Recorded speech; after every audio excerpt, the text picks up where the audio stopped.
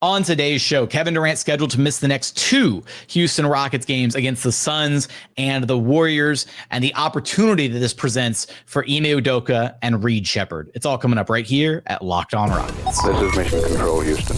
Ignition sequence start. 6, 5, 4, 3, 2, 1.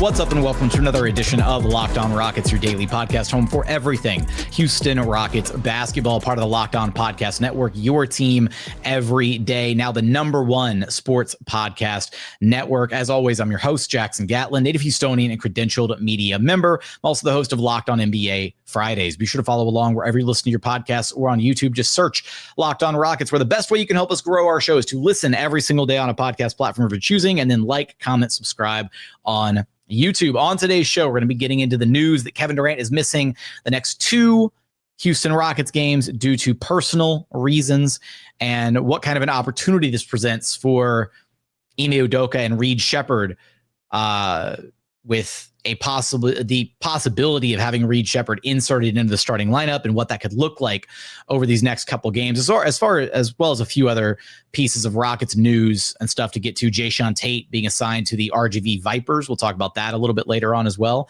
First, I want to let you know that today's episode is brought to you by FanDuel. Right now, new customers can bet just $5. If your bet wins, you'll get $300 in bonus bets to use all across the app. Head to FanDuel.com to get started.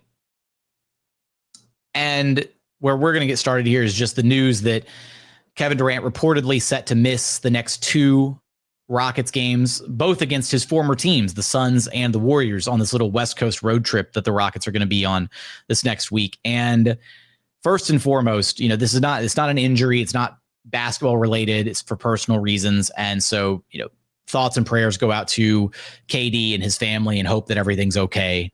It's always tough, when you've got family stuff going on, and especially if it's stuff that's serious enough that you need to step away and take time away from the team. Those are generally pretty serious circumstances. So hope everything's okay. Thoughts and prayers out to him and his family. But, and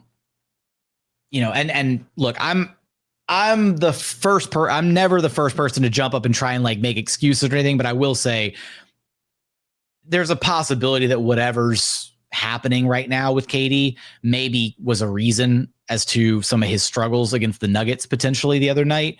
If you've got, we've all been there, right? You're dealing with real life stuff, personal stuff, family stuff, whatever, relationship stuff, whatever it may be, right? Just life.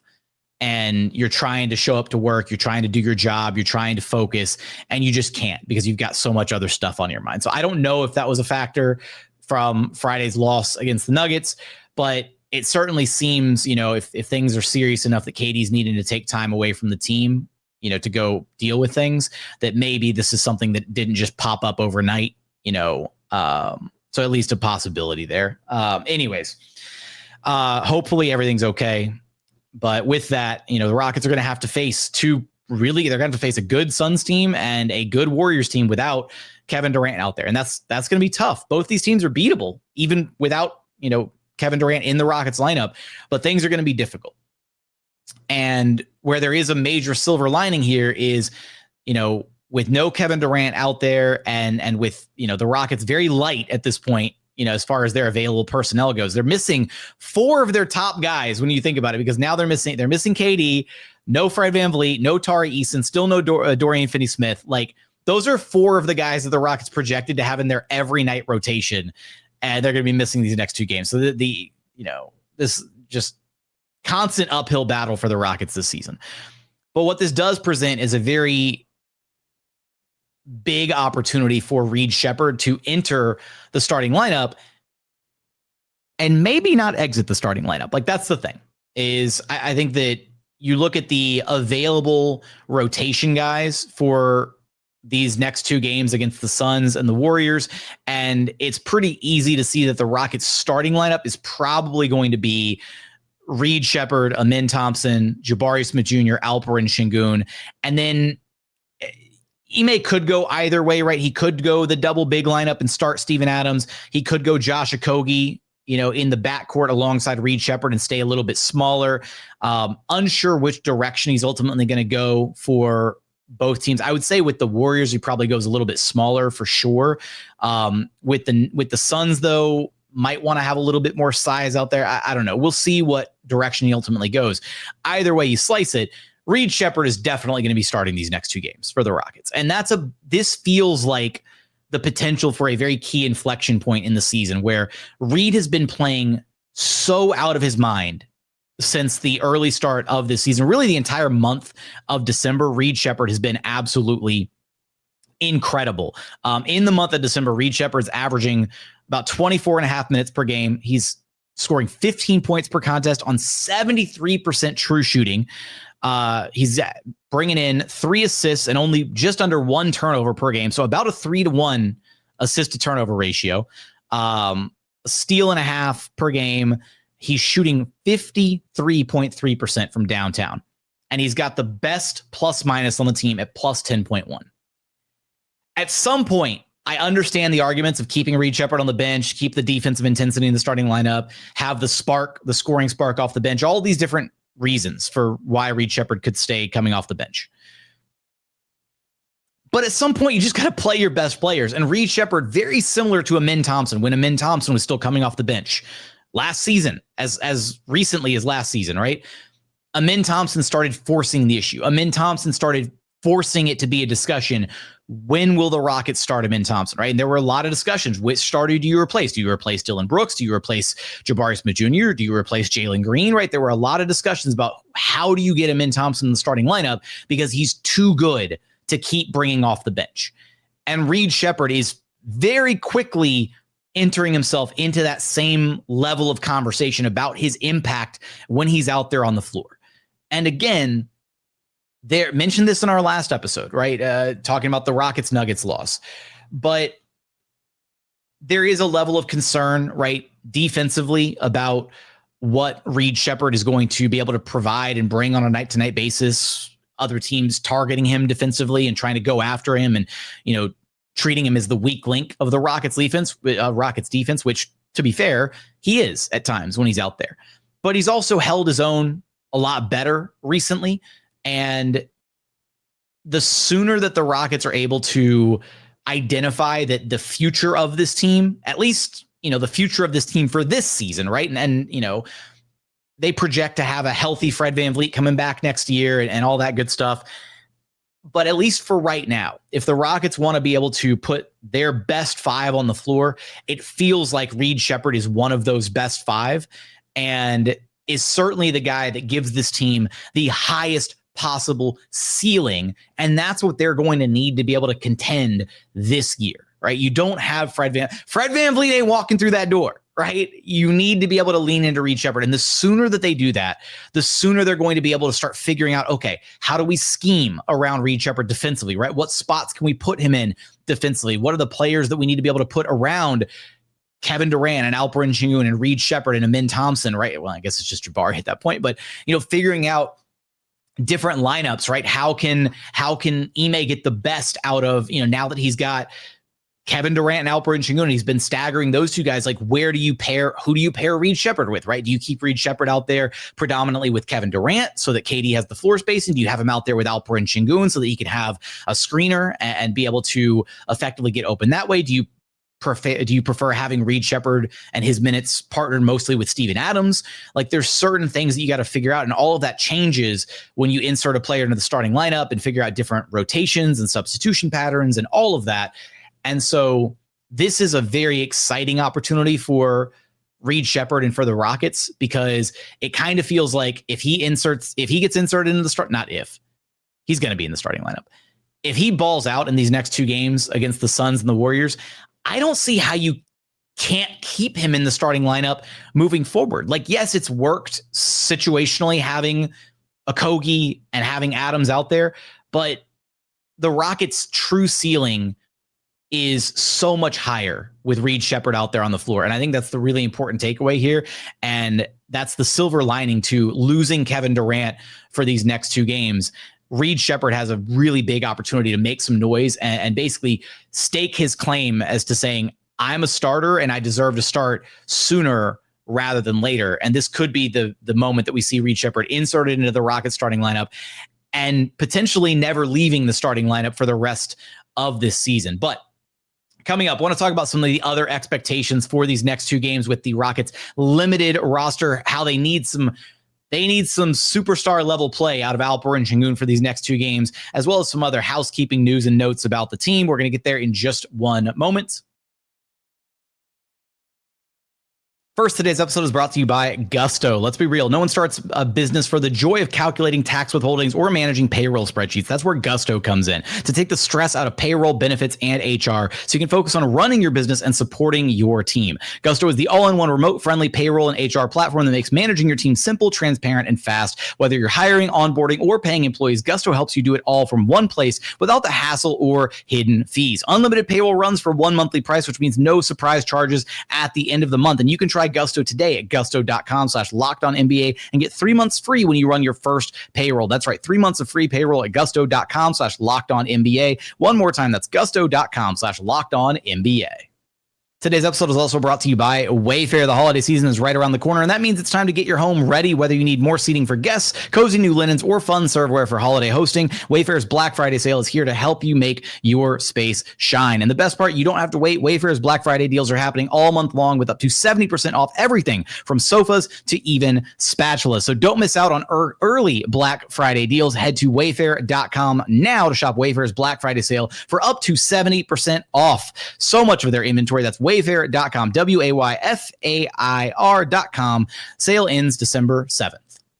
And today's episode is also brought to you by FanDuel. The NBA is back, and there's no better place to get in on the action than FanDuel, the official sports betting partner of the NBA. Even if you miss the start of the game or want to ride the hot hand, FanDuel has live bets on everything from who will score next to fourth quarter comebacks. Plus, you can combine your live bets into a same-game parlay for a shot at a bigger payout. It keeps every game exciting, especially when your team is making that late push. Right now, check out the Rockets' odds to win the title this season over at FanDuel, plus 1,100. Fourth best odds. Cavs in front of them at plus 900, Nuggets plus 700, and the Thunder still the favorites to repeat at plus 160. So for all those odds and more, go to FanDuel.com, where they're giving new customers $300 in bonus bets when your first $5 bet wins. Again, head to FanDuel.com to sign up today and play your game with FanDuel, the official sports betting partner of the NBA. And final segment here at Locked On Rockets, your daily podcast home for everything Houston Rockets basketball. Quick hitter one on today's show. Really quick, one more piece of Reed Sheppard propaganda, because at this point, like the overwhelming evidence of his impact is becoming like ridiculous at this point. Right now, there's a list of players 21 or younger to record a BPM of 9.0 or higher in a single calendar month. And Reed Sheppard has just entered that conversation. Other players in this conversation: LeBron James, Luka Doncic, Kevin Durant, Michael Jordan, Victor Wembanyama, Anthony Davis, and Nikola Jokic. Right now, Reed Sheppard has a 9.3 BPM, which BPM is your estimated point impact per 100 possessions. Anything north of an 8 is like MVP level impact. And there are only, again, that list of guys, 21 or younger, that have that amount of impact. Every single one of those guys at some point in their careers, with the exception of maybe like Anthony Davis, even AD was an MVP caliber player at one point, but that's a pretty impressive list to be a part of at this stage in Reed's career. And there's just a certain, I don't know, there's a certain thing when you start to see it click for a player, you just kind of know, right? And like, it feels like with Reed, the flashes have been there, and now that he's getting a consistent opportunity, because realistically, the flashes were even there last season when he actually got legitimate opportunity to play. But now you're seeing it on a consistent game-by-game basis because he's literally a mainstay. He's part of the rotation, right? Reed Sheppard has basically become must-watch TV, less than 20 games into his NBA career. Realistically, less than 20. I know he's played more than that technically, but, I kind of just don't count the rookie season because he barely ever played. So he's arrived in such a noticeable fashion, and the numbers are so loud that at some point the Rockets aren't going to be able to ignore them anymore, and you just got to kind of see what you have. And that's why this opportunity, even born out of, an unfortunate circumstance with KD having to miss time due to personal reasons, sometimes that's what has to happen, right? Sometimes your hand has to be forced for other reasons, be it an injury, like the injury to Fred VanVleet that has increased the roles and usage for Alperen Şengün and Amin Thompson and Reed Sheppard this season. And now, due to another unforeseen circumstance, right, with Kevin Durant missing these next 2 games, Reed Sheppard has an opportunity to be inserted into the starting lineup.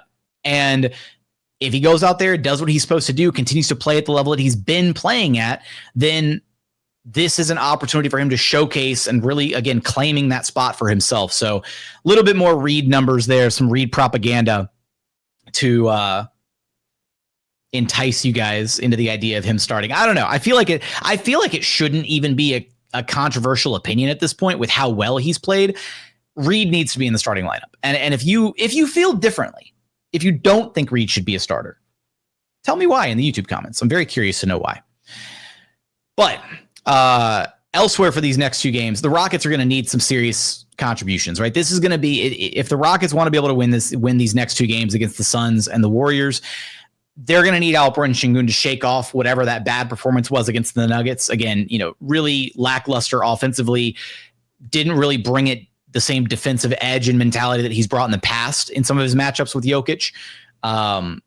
And they will need LP to be the best version of himself because they're down to 1 star, right? Like this is not, and you're going to suddenly, for LP, he's played plenty of minutes this season without Kevin Durant on the floor, but from the jump, the Suns and Warriors are going to be game planning everything against stopping LP, which he hasn't had that level of defensive focus yet this season, in large part because KD's been healthy and available, right? And so even though LP plays certain stretches of a game against a team without Kevin Durant out there, these will be the first 2 games this season that he's having to play with no KD out there to alleviate the pressure at all.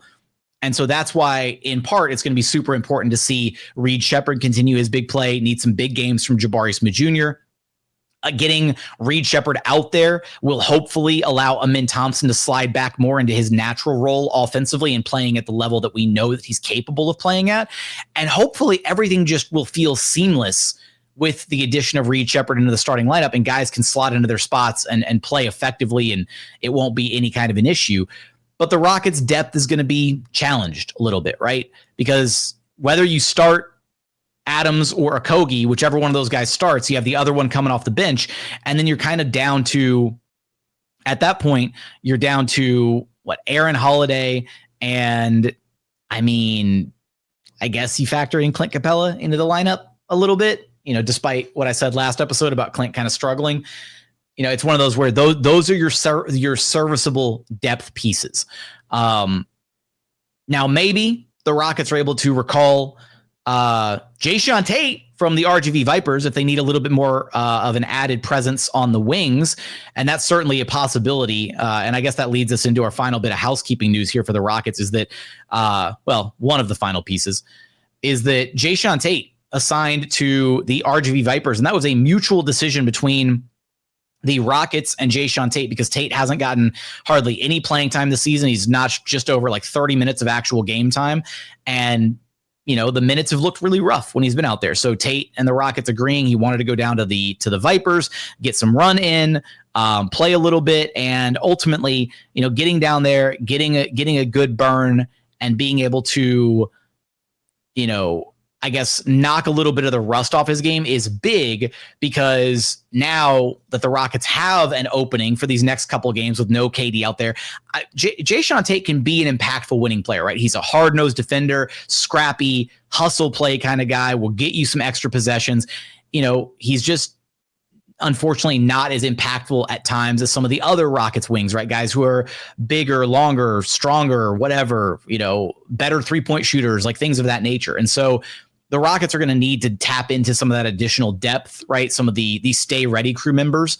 And so I'd hope that they recall Jae'Sean Tate from his little brief stint with the Vipers and bring him back, because there's certainly some available minutes now with no KD for these next 2 games for Jae'Sean Tate to hopefully squeeze himself back into the rotation for a couple games. And, if that's the case, if he needs to, take a couple trips down to the Vipers and not be rusty, throughout the rest of the season as well, in order to be ready for those moments where the Rockets do need to lean on him, then credit to both sides. Credit to Tate for recognizing that he wasn't playing up to his usual standards, and for the Rockets for, addressing that and saying, okay, we understand that we don't have minutes for you right now. Let's get you down there and get you some run. Right. So that's what the G League team is for. I mean, if LeBron James can be assigned to the Lakers G League affiliate, then anybody can be assigned to any G League affiliate to go get some run, either to rehab an injury, as part of that rehab process, or just to, knock off the rust. I think that's kind of the whole purpose of having a G League affiliate, right? To be able to work in tandem with the NBA squad. But these next 2 games are certainly going to I don't want to say tell us a lot about this Rockets team, because, the team is incomplete without KD out there and missing so many other pieces, but they'll be really good kind of like durability tests. Litmus test. I don't know what kind of, they are tests in some capacity. I don't know what kind of a test it is. It's going to be important tests to see how the Rockets respond to this adversity there. Playing without one of their 2 star players, the opportunity for Reed Sheppard to cement himself and earn that start. I think he's already earned the starting role, but to force Ime Udoka's hands and keeping him in the starting lineup, that's what these next 2 games present an opportunity for as well. I want your thoughts. What do you want to see out of these next 2 games against the Suns and the Warriors? Would you prefer to see Josh Okogie back in the starting lineup? Do you want to see the double big and Steven Adams? Which lineup do you think gives the Rockets a bit more of an edge in these next 2 games, albeit again with Reed Sheppard starting in place of Kevin Durant? Give me your thoughts in the YouTube comments. And then also, actually, one more bit of Rockets housekeeping news. Fred VanVleet starting a podcast. That's going to be fun. FVV TV. It's got a good ring to it. It rolls right off the tongue. He was teasing it the other day on social media and responding to some fan criticism, somebody who's trying to have him traded, and he said, "You are not trading me anywhere." So Fred VanVleet's got a little bit of time on his hands as he's rehabilitating his ACL. So should be some high quality entertainment from Fred behind the podcasting mic. So be on the lookout for him officially dropping that podcast and tuning in for the first episode. I'm sure it'll be great. But with that, those are all the thoughts that I have here on a little midday bonus episode. Give me all your thoughts on the KD absence. What do you want to see from this team over these next 2 games without Kevin Durant in the lineup? What are you expecting from Reed Sheppard out of these next 2 games? Give me your thoughts in the comments. But as always, thank you so much for watching. Thank you so much for listening. We look forward to having you back right here at Locked On Rockets, your daily podcast home for everything Houston Rockets basketball.